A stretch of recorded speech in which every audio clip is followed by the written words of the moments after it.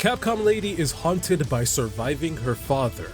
Netflix Lady is haunted by serving one.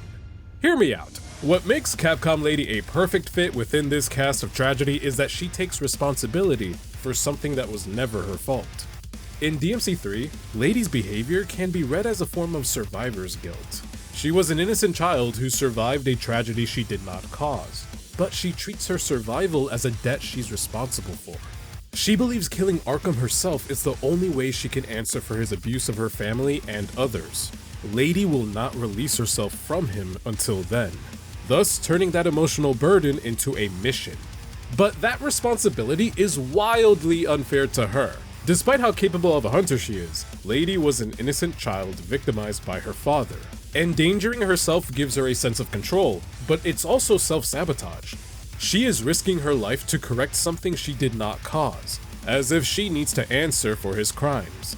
This is why she was so hostile towards Dante when she thought he killed Arkham. In her mind, killing her father herself would release the anger keeping her alive. It's why when she finally does it, all she can do is cry. She mourns the family and the childhood Arkham stole from her, thus finally setting Mary to rest, and Lady is born. This is a more intimate expression of grief and guilt that contrasts with Netflix Lady's complicit guilt. Netflix extends this guilt to the consequences of her own actions.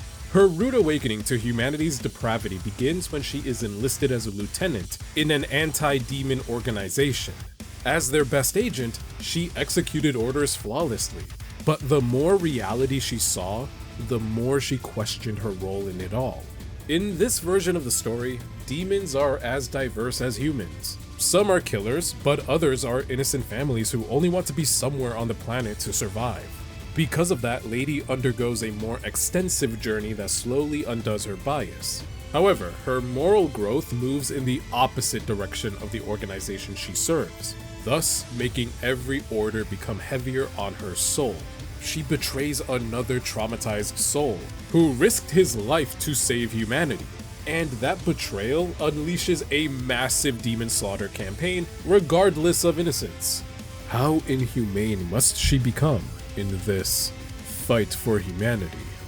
By the end, she cannot even respond to her name. She abandons it, along with the organization she no longer believes in. One lady is born from taking responsibility for pain she didn't cause. The other is born from rejecting the people who made her complicit in causing more. Which do you prefer?